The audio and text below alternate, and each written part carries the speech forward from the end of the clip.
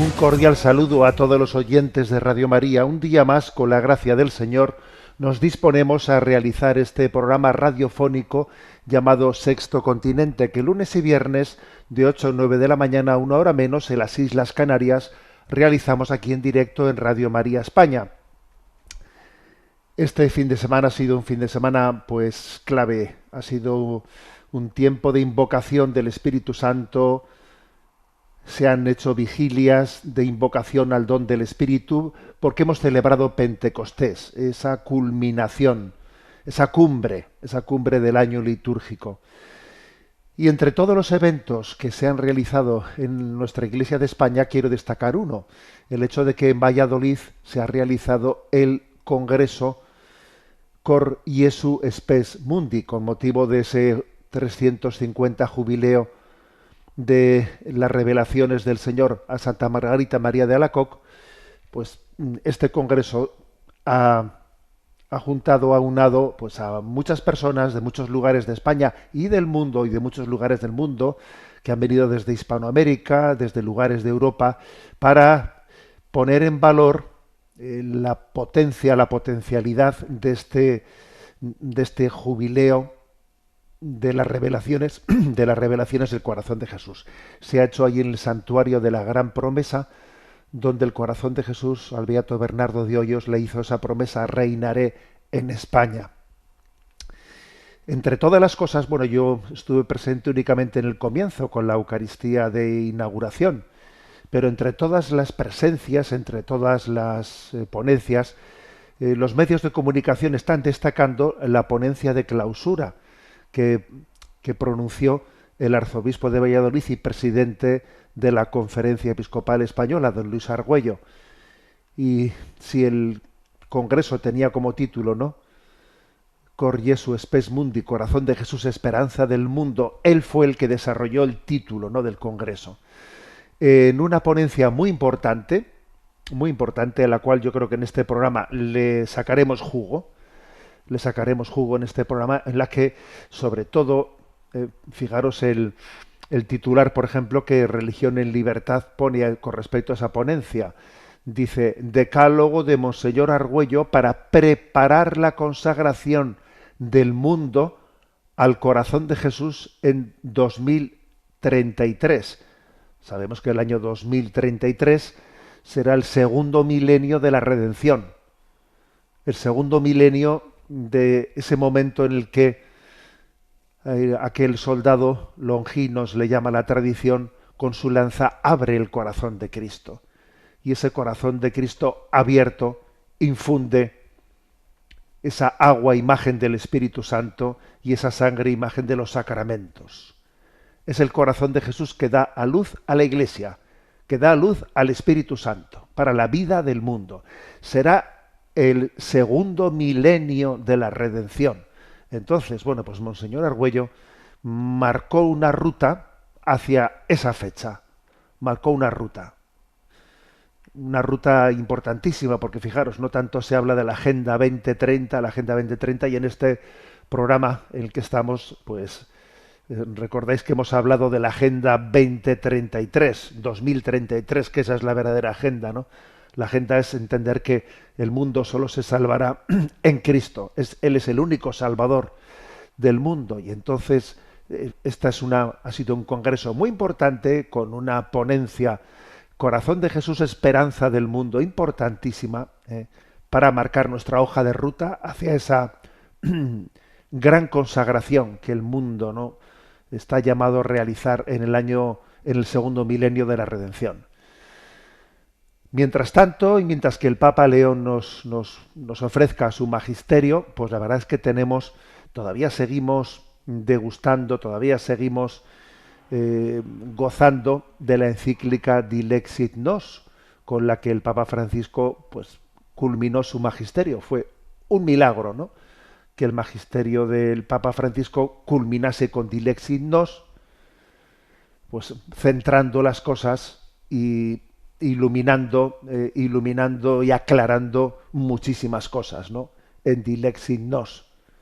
Y ha sido también un regalo, bueno, pues que el Papa León XIV nos haya llegado, ¿no? Pues para recordarnos que en Jesús está nuestra única esperanza y que es el único Salvador del mundo. Por lo tanto, ayer celebrábamos Pentecostés y resulta que nos damos cuenta que el misterio de Pentecostés y el del corazón de Jesús están muy unidos, porque el Espíritu Santo formó en el seno de María el corazón de Jesús. Y después ese corazón de Jesús infundió el Espíritu Santo al mundo estando crucificado en el Calvario. Y después ese Espíritu Santo forma en nosotros el corazón de Cristo, que esto es la consagración al corazón de Jesús. Luego el Espíritu Santo y el corazón de Jesús están íntimamente unidos. Corazón de Jesús, esperanza del mundo. Sexto Continente es un programa que tiene interacción con los que sois usuarios de redes sociales en Instagram y en Twitter a través de la cuenta @obispomunilla, en Facebook a través de la página que lleva mi nombre personal de José Ignacio Munilla. Los programas anteriores están a vuestra disposición tanto en el podcast de Radio María como en las plataformas de iVoox, Spotify y también en el canal de YouTube En Ti Confío. También decir que la página web enticonfio.org, allí también hay un apartado para acceder a Sexto Continente y además también hay otro apartado, el de Canal 24 Horas En Ti Confío, en el que se puede ver en directo la emisión de este programa. Bueno, vamos adelante y antes de entrar en el tema central del día de hoy voy a comentar brevemente dos noticias. Una noticia, porque sabéis que presentamos, pues hace poco, hace un par de programas, presentamos un documento de Conferencia Episcopal Estadounidense, Crea en mí un corazón puro, un documento sobre la pornografía, un documento que renueva el que se había publicado 10 años atrás. Y bueno, os decía, por cierto, que lo explicamos, nos explayamos en su explicación, que todavía no estaba traducido al español. Sí, ya lo está, está a vuestra disposición en la página web de la Conferencia Episcopal Estadounidense, Crea en mí un corazón puro. De allí quien desee leerlo íntegramente puede hacerlo. Bueno, pues ha habido una noticia interesante esta semana a este respecto, en torno a esta batalla, ¿no? A esta gran batalla de la pornografía. Y es que en Francia, el miércoles pasado, ¿no? Las webs pornográficas hicieron un día de huelga. Vaya, hombre, ya podían hacer una huelga permanente. Pero el caso es que bueno, pues ha sido noticia, obviamente, ¿no? Que las páginas web en una nación hagan huelga durante 24 horas, pusieron una imagen en todas sus páginas, la imagen de la Marianne republicana, de ese famoso cuadro del asalto de la Bastilla, que se ve esa mujer con la bandera francesa. Bueno, no sé si la pusieron porque tiene los pechos descubiertos, no sé por qué será, pero pusieron esa imagen y con el título La libertad no tiene un botón de apagado, o sea, reivindicando la libertad para decir pornografía libre. ¿Y por qué eran las protestas? Las protestas eran porque el gobierno francés ha puesto en marcha, pues, una normativa en la que para acceder a las páginas pornográficas, por aquello de buscar algún método consistente, ¿no?, de verificación de la edad, tiene que hacerse con el uso de documentos de identidad o de tarjetas de crédito. Y claro, eso ya son palabras mayores, en el sentido de que hay que identificarse de verdad. ¿Quién eres tú? Entonces, claro, esto ha supuesto un revuelo, y entonces dicen que eso en el fondo pues es ir contra la privacidad, es una amenaza contra la privacidad, es una amenaza contra la libertad. Y bueno, pues se ha montado la marimorena, pero a la francesa, ¿no? Entonces es un dato interesante este, ¿eh? Es un dato interesante porque, bueno, el gobierno ha respondido con contundencia, diciendo pues que quien no acepte esta legislación puede irse de Francia, que se vaya de Francia. ¿Eh? Bueno, la verdad es que, claro, la autoridad moral que puede tener el gobierno francés para combatir la pornografía, pues ya te digo yo, ¿qué autoridad moral puede ser esa? Cuando resulta que hemos visto, ¿no? Pues al presidente Macron reivindicar, bueno, hacer que el aborto sea un derecho constitucional, ¿no? En Francia, y pretender que Europa asuma que el aborto sea un derecho constitucional. Luego, claro, si resulta que no eres capaz de defender la vida de los inocentes en el seno materno, ¿cómo vas a ser capaz? ¿Qué autoridad moral vas a tener tú? ¿Eh? Pero bueno, pero la verdad es la verdad, la diga Agamenón o su porquero. En cualquier caso, son pequeñas aproximaciones, pequeñas escaramuzas para, vamos, para aproximarse a un problema, porque ciertamente el gobierno francés ha dicho que más de la mitad de los niños de 12 años en Francia son consumidores de pornografía. Más de la mitad de los niños de 12 años son consumidores de pornografía. Y claro, esto es tremebundo, es tremebundo. Entonces, se plantea este problemón. Las páginas web dicen la libertad no tiene un botón de apagado, pero aquí, en vez de poner parches, al gobierno francés habría que decirle, ¿y quién le pone el cascabel al gato? Y el cascabel al gato es el de responder que precisamente para defender la libertad hay que prohibir radicalmente la pornografía. O sea, esta es la clave. La clave es quién da el debate sobre lo que es la libertad. ¿Quién debate sobre el concepto de libertad? ¿Quién debate sobre el concepto de libertad? ¿Es que acaso libertad es solo libre albedrío? ¿Eso es libertad? No, entonces no me extraña que las páginas web, ¿no?, de las páginas pornográficas saquen a la Marianne republicana con los pechos al descubierto y con la bandera francesa. Pues si eso es la libertad, vamos mal. Entre otras cosas, la Marianne lo que iba era a decapitar a aquellos que sentía como enemigos suyos. Si esa es la libertad, si la libertad se convierte, ¿no?, en una licencia para decapitar, bueno, el gran tema es el debate sobre la libertad. Pero bueno, bienvenido sea, ¿no? Bienvenida sea escaramuza, esta escaramuza que ha acontecido en Francia esta semana. Y la segunda noticia que quería subrayar. Bueno, ha habido un informe muy potente de de nuestra querida nación hermana México, en la que se subraya especialmente esta noticia destacada en la página web de Infocatólica, en la que se destaca que México se convierte en el país más peligroso para los sacerdotes católicos. La Iglesia Católica denuncia esta ola de ataques, secuestros, amenazas contra sus ministros.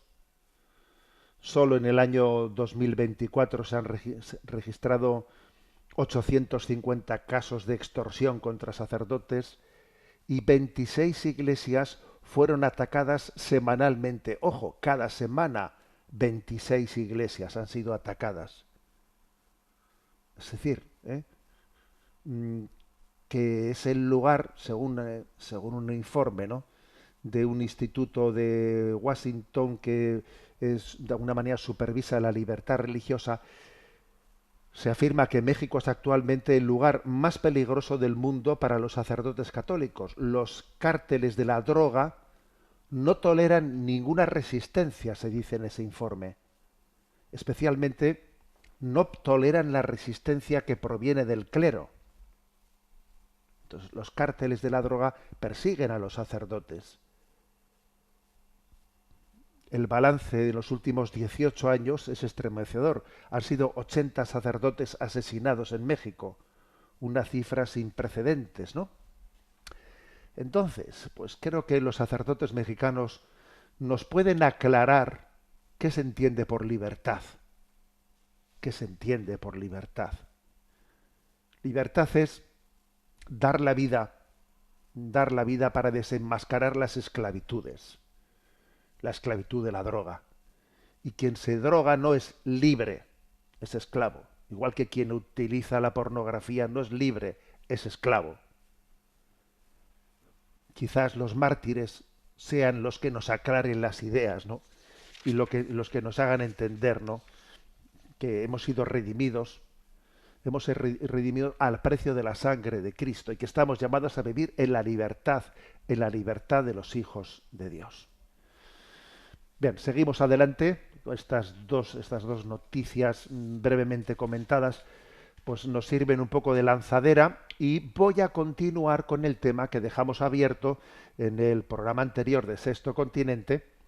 A ver, lo recuerdo, y es que hice referencia a cómo pues, en Roma existe una tradición que se llama il Giro delle Sette Chiese, pues la peregrinación de las siete iglesias de Roma, una piadosa tradición que fue iniciada por San Felipe de Neri en el siglo XVI, pues como una forma de participación en el jubileo. Como estamos en un año jubilar, bueno, pues hay muchas personas que han ido redescubriendo esta tradición y cuando van a Roma, pues hacen esa peregrinación de las siete iglesias y basílicas romanas, ¿no? Que es una buena paliza, que son algo más de 20 kilómetros. Yo tuve la gracia de hacerlo en el año 2018 con un grupo de jóvenes. Y entonces, bueno, pues, ¿qué es lo que hicimos? Recogiendo la tradición, hicimos en cada una de esas siete iglesias una catequesis.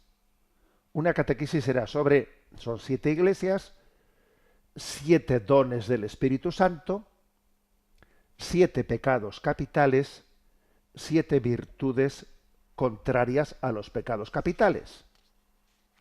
Entonces es una ocasión maravillosa de reflexionar en estas siete catequesis cómo eh, cada don del Espíritu Santo viene a reforzar una virtud que es contraria a un pecado capital. Entonces, ligar la teología espiritual de los dones con la de las virtudes y los pecados capitales.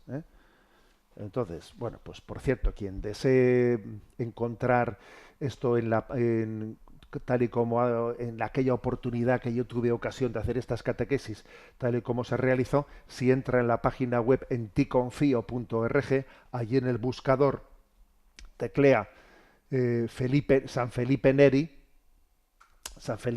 y le salen las siete catequesis que entonces allí realizamos, ¿no? Pero bueno, yo ahora voy, en el programa anterior explicamos dos de los dones, el don de sabiduría y el don de consejo, que venían, ¿no? El primero a reforzar la virtud de la humildad que combate el pecado capital de la soberbia, y el don de consejo que refuerza, que da la gracia, ¿no? Para vivir la generosidad que combate la avaricia. Y seguimos adelante, ¿de acuerdo? Estamos haciendo una gira por las siete iglesias de Roma.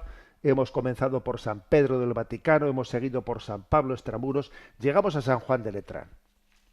Y en San Juan de Letrán vamos a reflexionar sobre el pecado capital de la lujuria, su virtud contraria de la castidad y el don del Espíritu Santo, el don de ciencia. Vale, y entonces la pregunta, ¿cómo se unen estas tres cosas? Especialmente, ¿qué tiene que ver el don de ciencia con la lujuria? Entonces, vamos a ver, el don de ciencia nos da la capacidad de conocer la creación de Dios en su verdad. Ese es el don de ciencia.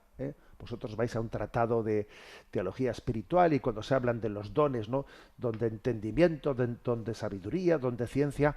¿Qué es el don de ciencia? Es la luz del Espíritu Santo para conocer la creación en su verdad, en el designio en la que Dios la creó.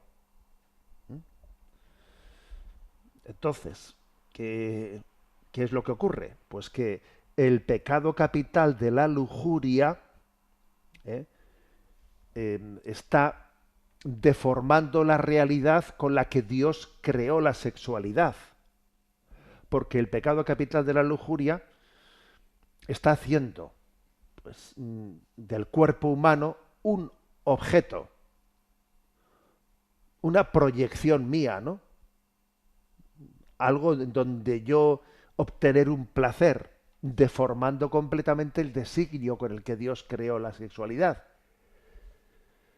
La virtud de la castidad, contraria a la lujuria, claro, es la que nos permite amar a las personas realmente, tal y como Dios las ha creado, ¿no?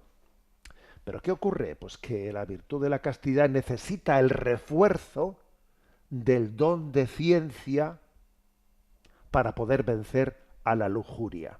¿Eh? Vamos a intentar explicar esto. A ver, la lujuria no es un pecado capital más, ¿eh?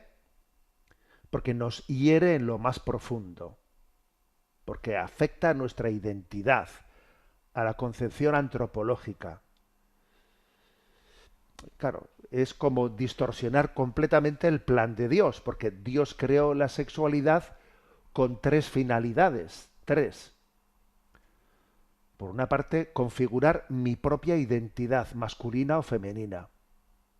El sexo masculino, el sexo femenino, configura tu identidad. La segunda finalidad con la que Dios creó la sexualidad es la de ser la expresión del amor y la entrega del hombre a la mujer y de la mujer al hombre, pues para toda la vida. Es decir, me entrego plenamente a ti. La sexualidad es vehículo de expresión de la comunión. No serán dos, sino un solo corazón, una sola carne. Y en tercer lugar, la tercera finalidad es la apertura al don de la vida que Dios pueda y quiera dar de esa unión sexual, el don de la vida, ¿no? Esas son las tres finalidades. Entonces, Dios puso en el corazón del hombre un deseo de comunión. Así hemos sido creados. Un deseo de comunión, ¿no? Entre el hombre y la mujer. Y el demonio deformó este deseo de comunión y lo transformó en una posesión placentera. Al final, una especie de desahogo placentero. Dios había sembrado un deseo de comunión y al final, fíjate, eso ha sido deformado y convertido en un mero desahogo placentero. Nuestra cultura lujuriosa ha olvidado esas tres finalidades con las que Dios creó la sexualidad. Yo, por cierto, me quedo impresionado cuando hago visitas a los colegios y a los alumnos les hablas de estas tres finalidades con las que Dios creó la sexualidad, ¿no? Y muchas veces te quedas impresionado porque los chicos te dicen, pues eso yo no lo había escuchado nunca. A mí eso nadie me lo había explicado. O sea, no nos habían explicado esto. Que la sexualidad tiene tres finalidades. Configurar tu propia identidad masculina y femenina. Ser una expresión de la entrega de la vida. Yo me entrego a ti en las alegrías, en las penas, en la salud, en la enfermedad. Expresar eso corporalmente, ¿no? En el abrazo sexual. Y estar abierto a la transmisión de la vida. Es que eso, claro, si uno no entiende la sexualidad, qué finalidad tiene, pues, Houston, tenemos un problema, ¿eh? Entonces, claro, eso ha degenerado. Ha degenerado con que el único fin del sexo es el placer. El placer. Cuando olvidamos que el fin de la sexualidad es expresar la verdad del corazón, entonces, claro, pues nos quedamos solamente con el placer y nos condenamos a un placer decadente, decadente. Porque claro, termina siendo adictivo y cada vez más decadente. Pero, por muy decadente que sea, el demonio nos hace agarrarnos a ese placer como una consolación que compense la falta de felicidad. Pero lo único cierto es que el lujurioso busca un placer para aliviar el dolor de la vida, para aliviar la falta de felicidad, la falta de plenitud, e intenta compensarla con un poco de placer. como aquel que dice, no, pues mira, a mí el alcohol no me hace feliz, pero me compensa de no serlo. Algo así, ¿sabes? Algo así es lo que acaba siendo esto. ¿Eh? Entonces, esta es la lujuria. El pecado contrario es la castidad, ¿no? Decía el obispo Karol Wojtyla, ¿no? Antes de ser San Juan Pablo II, en una de sus obras, decía Karol Wojtyla, la castidad es la integración del amor, la virtud que hace posible amar a otro como persona. Eso es la castidad. La castidad es una vivencia ordenada de la sexualidad, cada uno según su estado de vida, ¿no? Es como una brújula que nos permite encontrarnos y ser dueños de nosotros mismos. Es poseerse para poder donarse. Ser dueño de uno mismo para poder entregar la vida al otro, ¿no? La virtud de la castidad es la que nos permite poner en sintonía el ritmo del cuerpo y el ritmo del alma, porque el ritmo del cuerpo siempre es más apresurado. Y bueno, y entonces hay que sintonizar el cuerpo y el alma, y para eso está la virtud de la castidad. Entonces, la virtud de la castidad es un rotundo sí a la capacidad de vivir la sexualidad y la afectividad en la verdad, no en la mentira, en la verdad, siendo transparentes y honestos. Por eso es tan importante que hablemos de la virtud de la castidad, ¿no? Bueno, y recientemente presentamos ese documento de la Conferencia Episcopal Estadounidense, Crea en mí un corazón puro sobre la pornografía, ¿no? Porque es cierto, me habéis escuchado muchas veces esta expresión, que existe un impuro silencio sobre la castidad. Hay un silencio sobre la castidad, ¿no? Y Chesterton, con su valentía y con su mirada profética, él dijo que la Iglesia Católica predicó en su tiempo la caridad a los antiguos paganos que no creían en ella, de la misma forma que ahora predica la castidad a los modernos paganos, que tampoco creen en ella.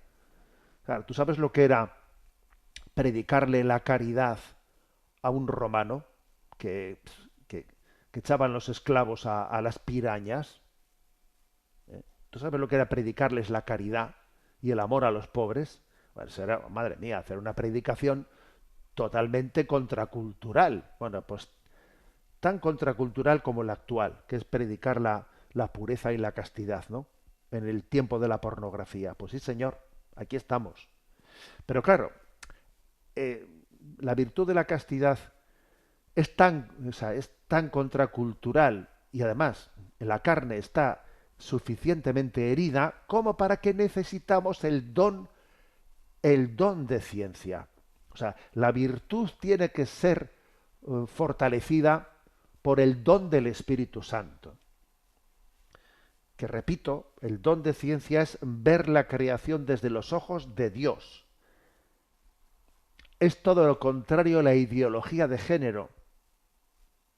La ideología de género que es distorsionar la antropología. Es como seréis como dioses. Esa es la ideología de género, ¿no? El deseo al poder. Es una inversión antropológica. El deseo por encima de la naturaleza. Y el don de ciencia nos dice, pues no es así. Mira la naturaleza y mira en ella las huellas. Mira, en la naturaleza encontramos la gramática de Dios, la gramática con la que Dios escribió la ley natural. Entonces, aprende a leer la naturaleza, ¿no? Y ver cómo ella es jerárquica. Es la razón la que tiene que llevar la rienda sobre la voluntad, y es la voluntad la que tiene que llevar las riendas sobre los instintos. Entonces necesitamos el don de ciencia para afianzar la castidad y para poder vencer a la lujuria. Bueno, ya hemos dado un paso más por una de las iglesias. Seguimos el periplo. Vamos a seguir el periplo de las 7 iglesias romanas. Y vamos caminando por Roma y vamos hasta Santa María la Mayor. Santa María la Mayor, donde por cierto allí está enterrado el Papa Francisco. Y allí vamos al siguiente don del Espíritu Santo. Don del Espíritu Santo que refuerza una virtud que lucha contra un pecado capital. Entonces vamos a hablar aquí de el don de piedad, el pecado capital de la ira y la virtud contraria de la paciencia. Y entonces la pregunta de entrada, como siempre hacemos, ¿cómo se unen estas tres cosas? Especialmente, ¿cómo se une eso del don de piedad y la ira? Y la ira. Pues es fácil entenderlo, porque la ira es la rebelión contra el devenir de la vida en sus múltiples circunstancias, ¿no? La ira es como blasfemar contra la vida, que por cierto, no suele estar tan lejos de blasfemar contra Dios. Pero la ira es como blasfemar contra la vida, ¿no? Las personas iracundas viven en un cabreo continuo, están como amargadas y rebeladas contra la vida, no aceptan nada, ¿no? Claro, la virtud contraria es la paciencia, que es la que te da la capacidad de bendecir la existencia y la capacidad de esperar la llegada de la plenitud que Dios nos ha prometido. Entonces, ¿qué ocurre? Que la paciencia, aquel que decía, ¿no? Señor, dame paciencia, pero dámela ya. Bueno, pues, ¿qué ocurre? Pues que la paciencia tiene que ser reforzada por el don del Espíritu Santo de piedad. ¿Y cómo es eso? Pues porque el don de piedad es el que te permite, en medio de las contradicciones de esta vida, en medio de todas las cosas que te incomodan por aquí, te incomodan por allá, el don de piedad es el que te permite tener intimidad con Dios y entonces tú decir, mira, solo Dios basta, solo Dios basta. No me van a quitar la paz si yo tengo a Dios por amigo. Si Dios está conmigo, ¿quién estará contra mí? El don de piedad es el que me permite gozar de esa intimidad y eso me hace invulnerable, pues a tantas circunstancias que me están tocando la paciencia, ¿no? Bueno, por eso está tan ligado, ¿no? El don de piedad para fortalecer la paciencia y para combatir la ira. La ira es un pecado capital muy de nuestros tiempos, ¿eh? Decíamos antes de la lujuria, pero ojo con la ira, porque estamos viendo un mundo que es tremendo, o sea, es cuántos estallidos coléricos, cuánta pérdida de papeles, a veces con un trasfondo ideológico, agresividad latente en redes sociales, odio anticristiano, guerras, menuda acritud que hay en la vida pública, ¿no? A veces con un fondo ideológico, digo, pero otras muchas veces sin fondo ideológico, ¿eh? O sea, sencillamente porque hay enemistades personales por tonterías, con vecinos, con tal, con amigos que se vuelven enemigos, filias, fobias dentro de las familias, madre mía, ¿eh? O sea, es un pecado capital que configura mucho las relaciones sociales, ¿no? En el fondo la ira es un autorretrato, aunque uno no sea consciente de ello. La ira es un autorretrato. Las supuestas causas del ataque iracundo, en el fondo son circunstancias concomitantes, pero la causa la tienes dentro de ti. La ira es un autorretrato, porque el que no está en paz con Dios no está en paz consigo mismo y entonces está en guerra con los que le rodean. Esa es la verdad. Por eso digo que la ira es un autorretrato de cómo estamos por dentro. Entonces, claro, contra la ira hay que ejercitarse con la paciencia, ¿eh? Y eso supone pues una batalla, la batalla del ayer contra, hacerse contra a uno mismo, ¿no? Y tiene uno que, claro, eso no es sencillo. Si la ira te sobreviene, tienes que contar hasta 10, ¿no?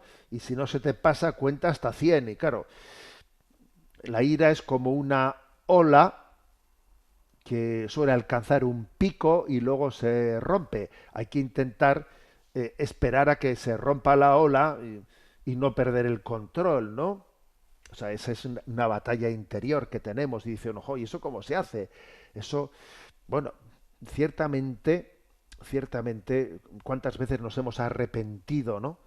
De haber hablado, de haber abierto la boca, de haber perdido los papeles, ¿eh?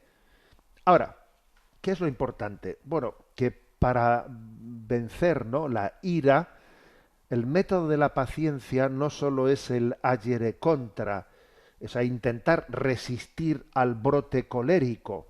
No, hay que intentar también educar el corazón, y esto es ensanchar los horizontes.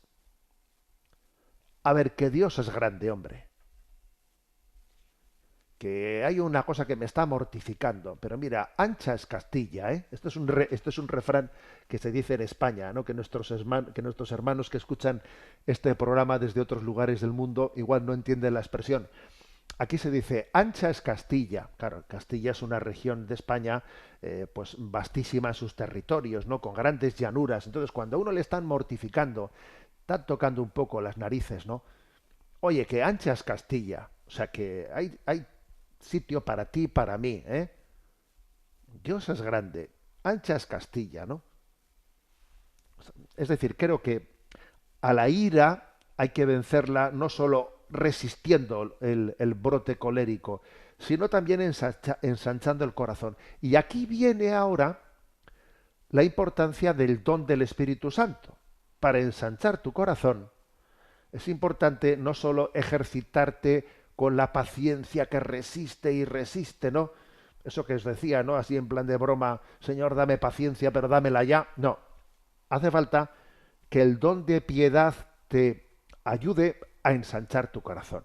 Porque en el fondo lo de ancha es Castilla, eso en el fondo es qué bueno es Dios. A ver, que Dios es bueno, que yo estoy con Él, que estas cosas que están ocurriendo a mí no me van a quitar la paz.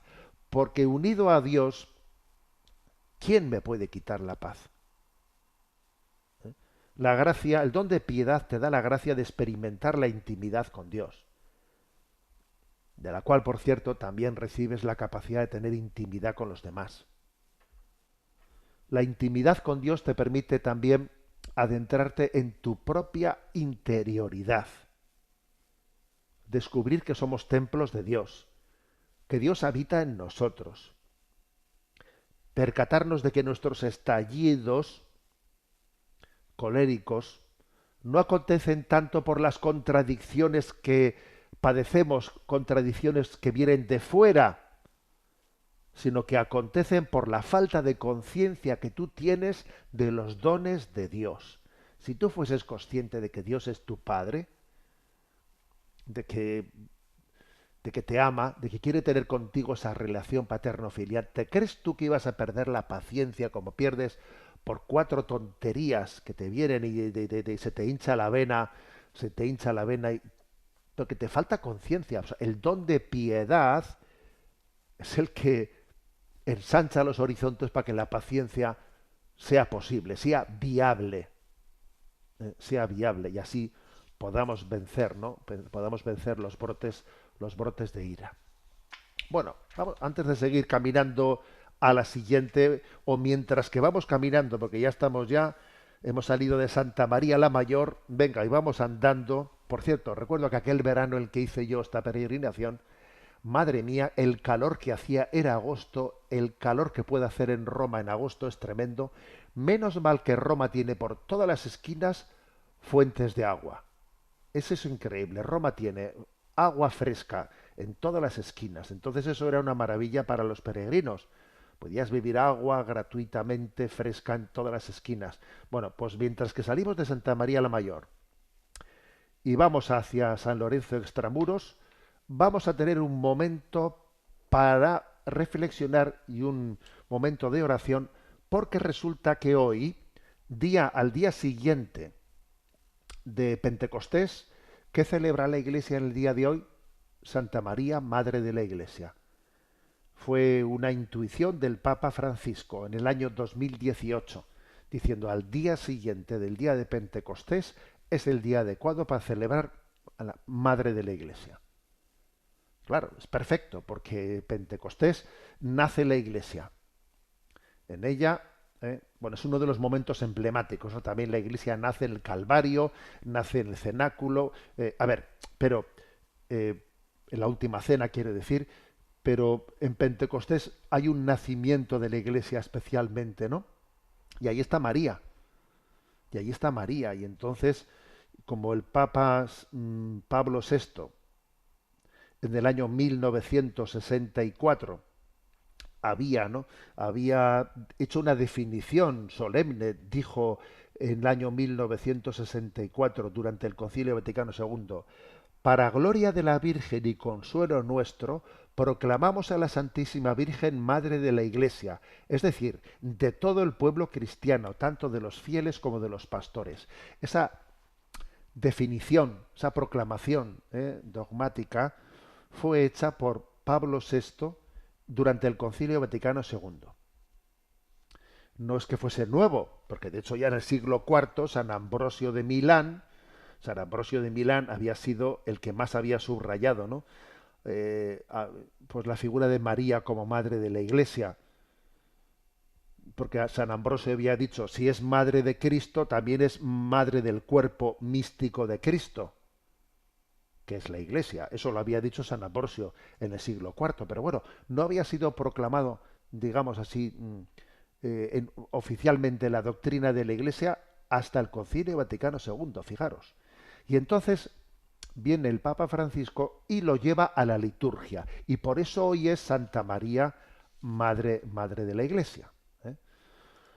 Pues como es obvio, es un día para que escuchemos una canción, María, Madre de la Iglesia, cantada por Gesed, con un canto que también tiene el nombre de En torno a María, María, Madre de la Iglesia. Un canto maravilloso que nos lleva a ese momento de Pentecostés en el que tenía María un lugar tan destacado. Lo escuchamos. María, Madre de la Iglesia. Bien, caminamos en este programa de Sexto Continente. Bueno, he dicho que íbamos a continuar la peregrinación, que nos faltan todavía 3 iglesias para completar esa ruta de las 7 iglesias de Roma. Pero como andamos escasos de tiempo, vamos a dejar las 3 iglesias que nos quedan, las 3 catequesis de dones, virtudes y pecados capitales para el próximo programa. Y vamos también a atender a las consultas de los oyentes, porque es verdad que si no, yo creo que también es una riqueza que vuestras preguntas estén también complementando, ¿no? Pues este programa para que sea más interactivo. A Mónica, que está en la emisora, le vamos a pedir que nos presente las preguntas que hemos seleccionado. Sabéis que se pueden enviar al correo electrónico sextocontinente@radiomaria.es, sextocontinente@radiomaria.es. Adelante con las preguntas seleccionadas. Mónica, buenos días.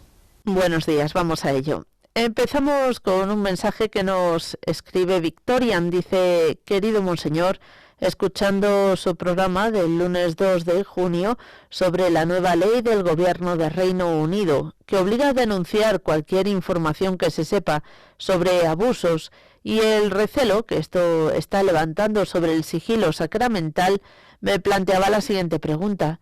¿Sería posible que, puesto que se presupone un verdadero arrepentimiento por parte del penitente, la penitencia o parte de ella fuese entregarse a la justicia y declarar lo que ha hecho? Pensaba que esto quizá podía ser así en todos los casos de pecados tan graves como abusos, asesinatos, etcétera, y no solo en Reino Unido por la situación que está viviendo, pero no sé si es algo equivocado o que no puede ser por algún motivo. Muchas gracias por su programa. Bueno, vamos a ver. Bueno, el contexto, lo recordaréis, el contexto era que yo hablé cómo había habido algún lugar, Australia, Reino Unido, en el que algunas leyes ponen al sacerdote ante la situación de decir, claro, si se le obliga a que él manifieste lo que ha escuchado en el sacramento de la confesión, entonces, claro, él tiene que tomar una opción. Él tiene una obligación de guardar secreto de lo que ha escuchado en la confesión con su propia vida, si es posible. Con lo cual, si no se respeta ese ámbito de conciencia, estaría obligado a ir a la cárcel porque hay que obedecer a Dios antes que los hombres. Bueno, pero han sido varios los oyentes que han escrito correos como el de Victorian, ¿no? Entonces, más o menos diciendo, bueno, pero si uno se arrepiente, él mismo, ¿no? Él mismo tiene que entregarse a la justicia, ¿eh? Bueno, a ver, eso no es así o no es necesariamente así. Porque una persona puede arrepentirse profundamente, ¿no? De haber cometido pues una barbaridad, un asesinato y tiene un arrepentimiento profundo y pide perdón ante Dios y se arrepiente, ¿eh? Pero para que el arrepentimiento sea sincero, eso conlleva que se entregue a la justicia y sea condenado y vaya a la cárcel. A ver, no necesariamente. No necesariamente. Porque, digamos, las leyes humanas, la justicia humana, no, en el fondo está buscando el orden público, pero la justicia de Dios lo que está buscando es el arrepentimiento profundo de una persona. Claro, es comprensible que las leyes humanas metan en la cárcel a quien ha cometido un asesinato, totalmente comprensible. Ahora, una persona que haya tenido un arrepentimiento profundo, con un acto de contrición perfecto, que esté plenamente arrepentida, necesita también ir a la cárcel para poder redimir su pecado. Pues no necesariamente, no necesariamente. Entonces, una persona que claro, lo que ocurre es que bueno, puede haber circunstancias, ¿eh? Pues por ejemplo, si le están condenando a alguien que es inocente, entonces dice yo, madre mía, que hay un inocente que va a ir a la cárcel en vez mío. Entonces igual sí tendré una obligación moral de decir, oye, que ese no es, que soy yo. O sea, puede haber circunstancias, pero uno tiene la obligación moral cuando se arrepiente de un pecado que también es delito, de ir y autoinculparse ante la justicia.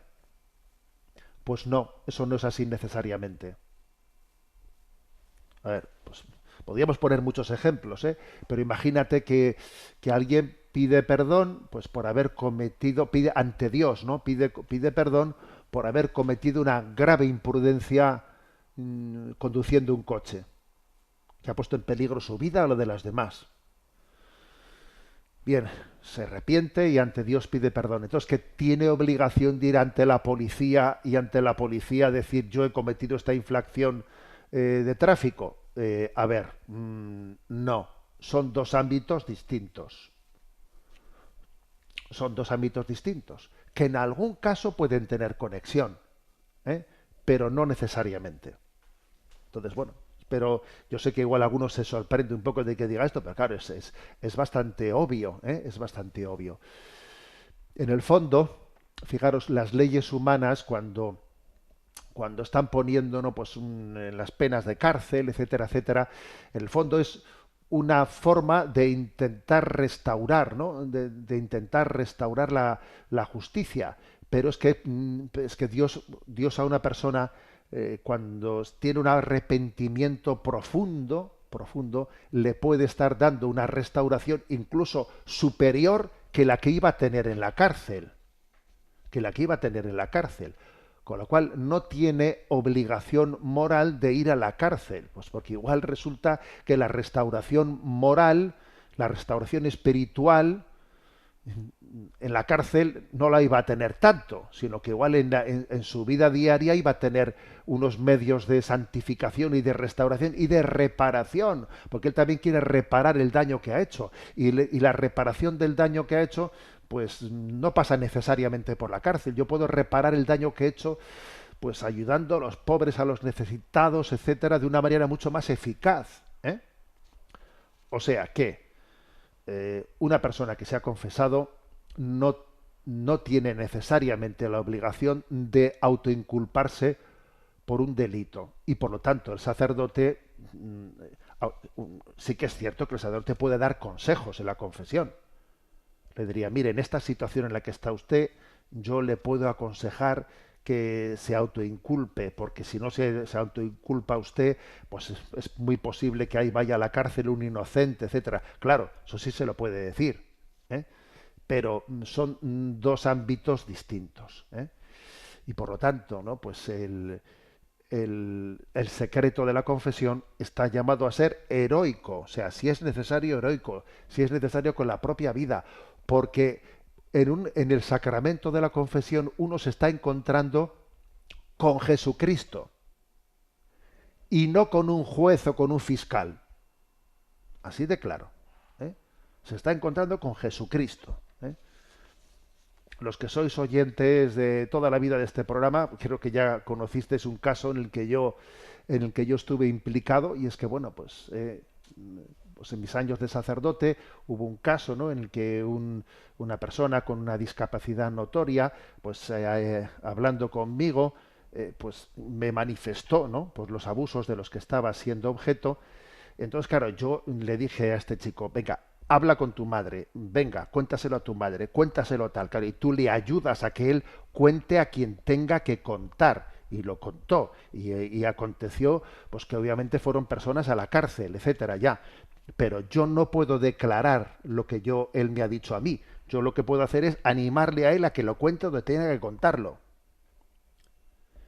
Pero claro, ¿eh? Pero luego me montaron a mí un lío por no decir yo lo que me había dicho. Digo, perdone, yo les he mandado a ustedes para que se lo diga a usted. Ahora no me pregunte usted a mí qué me ha dicho a mí, porque lo que me ha dicho a mí en el ámbito de un sacramento, yo no puedo contarlo. Yo a él ya le he animado a que vaya y lo cuente donde tenga que contarlo. Pero el ámbito interior, eso es un ámbito sagrado en el que tú te estás encontrando con Jesucristo. Bueno, tenemos el tiempo cumplido. Me despido con la bendición de Dios Todopoderoso, Padre, Hijo y Espíritu Santo, descienda sobre vosotros.